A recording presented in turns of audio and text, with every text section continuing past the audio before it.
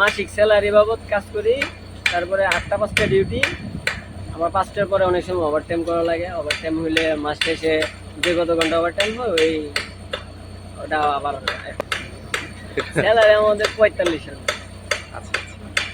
মানে আমরা 8টার থেকে 5টা পর্যন্ত জেনুইন ডিউটি, তারপরে আবার অনেক সময় ওভারটাইম হয়। ওভারটাইম হইলে এটা আলাদাভাবে আমাদেরকে ওভারটাইমের টাকাটা দেওয়া হয়।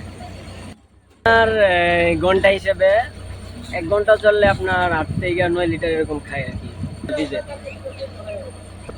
তবে এখানে অনেক কাজ আছে মেকানিক্যাল, ধরুন পাম্প আছে, হাইড্রোলিক পাম্প আছে, ফুয়েল ডিজেল পাম্প আছে, তারপরে এখানে আরও অনেক কাজ আছে, ওয়ারিংয়ের কাজ আছে। তো অনেক সময় অনেক ধরনের সমস্যা দেখা দেয়। ওইগুলো আবার সমস্যা হইলে দেখা যায়, বড় ধরনের সমস্যা না হইলে আমরা নিজেরাই পারি টুকটাক কাজ, ওইগুলো আমরা নিজেরাই ঠিকঠাক করে নেই। আর যদি বড় ধরনের পাম্পে বা ইঞ্জিনে বা ওই ডাইভ মোটর, সিং মোটর, এগুলোতে কোনো সমস্যা হইলে তখন আমরা চট্টগ্রাম থেকে মেকানিক্স আনি, ওটার কাজ সারাই নিয়ে। ওয়ারিং সিস্টেম আছে, বাকেট চেঞ্জ করে হ্যামার লাগানো। ওটা হ্যামার লাগাইলে হয় কি, ধরেন যে কালভার্ট যখন ছিল ওইটা, তখন ওটা ভাঙ্গা লাগছে আর কি হ্যামারিং করে। তো এভাবেই আর কি, যখন হ্যামারের কাজ লাগে হ্যামার লাগাই, বাকেটের কাজ থাকলে বাকেট লাগাই। অনেক বড় বড় কাজও করি আমরা।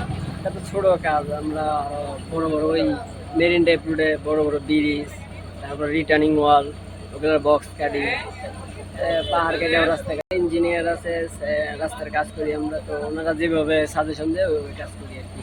ধরেন এটা বক্স আর কি, কালভার্ট হইব, তো ওখানে এটা মেজারমেন্ট আছে, ওটা ইঞ্জিনিয়ার আমাকে মেজারমেন্টটা দিয়ে দেয়, তো আমি অনুপাতে ওটা কাজটা করি।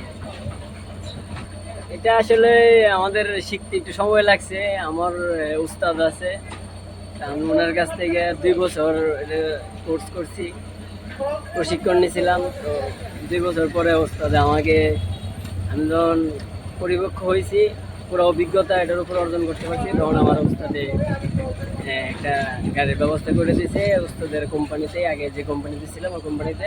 তো ওখান থেকেই আস্তে আস্তে আর কি এত দূর আসা।